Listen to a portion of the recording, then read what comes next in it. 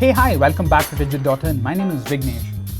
Now, Lenovo had three important IdeaPad launches this year, and that included the S145, it's the cheapest one right here, and then there was the S540, it's the most expensive of the three laptops you see here. And then, of course, there was the S340, and that's the mid-ranger we're going to take a look at today. Okay then, before we start with the performance of the laptop, let's see what's inside the S340.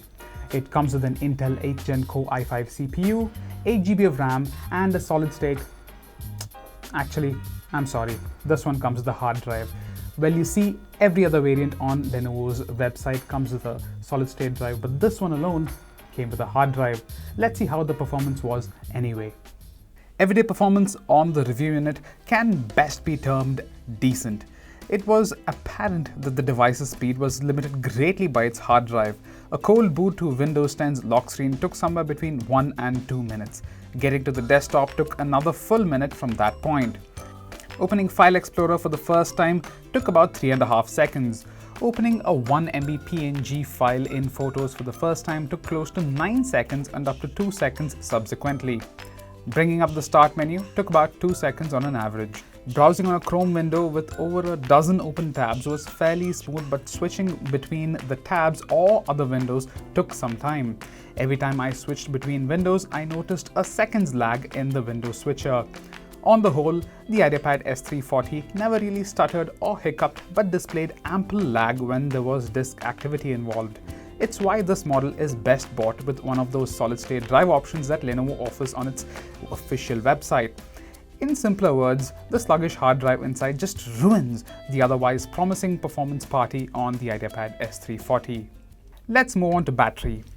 On our everyday tests, where the screen is set to 80% brightness and Wi-Fi and Bluetooth are enabled, the review unit's charge fell from 100% to 55% in exactly 3 hours.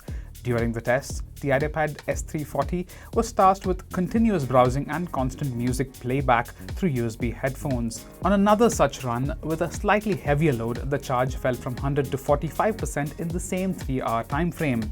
Charging from 30% back to full took about 1.5 hours. Well, what about the display? Our review unit featured a 14-inch non-touchscreen TN panel with a full HD resolution and an anti-glare finish. Colors on the panel appeared thoroughly washed out in all brightness settings. At some angles, they even appear to have a reddish tinge.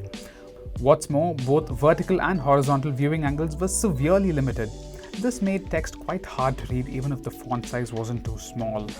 On the bright side, text did not look grainy the way it did on the IdeaPad S145 screen. I found myself pushing the brightness all the way to the panel's maximum of 220 nits on many occasions, even when I was indoors. All things considered, the IdeaPad S340's display is a sorely disappointing unit because it lacks color and readability. The IdeaPad S340 comes with two downfiring speakers on either side of its base panel. The sound through them is fairly loud but flat and uninspiring. The Weeknd's Starboy sounded absolutely flat across all frequencies on our review unit. On the plus side, the max volume was enough to fill a large conference room. This pair then is best used for short, occasional YouTube watches and quick conference calls. If you want quality audio, it's best to invest in a pair of good headphones. The IdeaPad S340 does not disappoint when it comes to connectivity. On the left side of its body, we see a proprietary round-pin power port, a full-size HDMI port, a USB-C 3.1 port, and a 3.5mm audio jack for headsets. On the right side, we see a couple of USB-A 3.1 ports and a full-size SD card reader slot. Missing in action are the LAN port, fingerprint scanner, and Kensington security slot. Interestingly, the IdeaPad S340 comes with a physical privacy shutter for its 720p webcam. That means you won't have to go around sticking a piece of tape over the webcam lens for that added peace of mind. This is the cheapest Lenovo yet to get the privacy shutter. Until now, the feature has only been available in more expensive ThinkPad models. Let's move on to the keyboard. The keyboard on the IdeaPad S340 is no different than the one on the IdeaPad 330S from last year. And that's definitely a good thing because the unit wasn't bad to start with. The keys possess a decent amount of resistance but could do with a bit more travel. Being a bit mushy, they could do with a bit more clickiness as well. That said, they work well for long emails and documents all the same.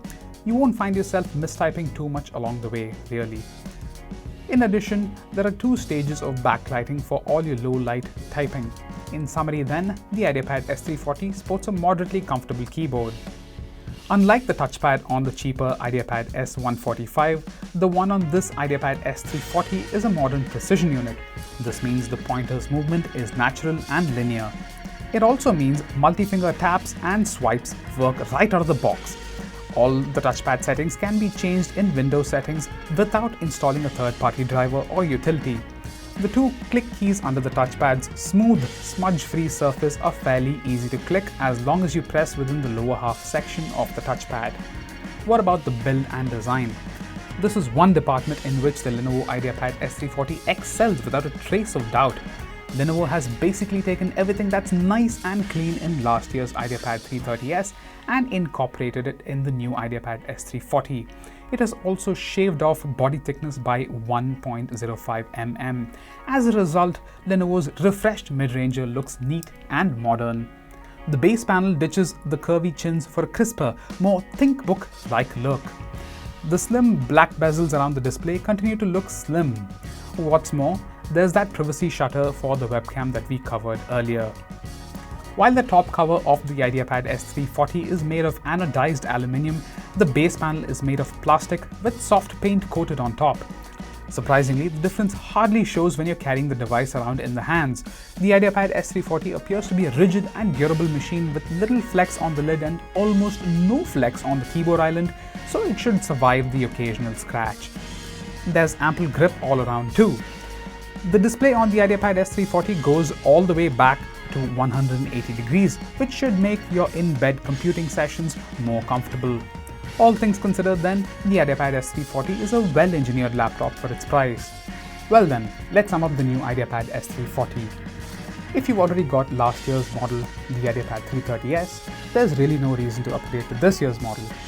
However, if you're in the market for a new mid-range laptop for the first time, consider the S340. It's a pretty decent laptop really, as long as you get the variant with a solid-state drive and not the one with a hard drive like we did. Anyhow, thank you for watching. I hope you enjoyed this video. I will see you in the next one. Ta-ta. For the latest technology updates, subscribe to Digit.in and don't forget to hit the bell icon.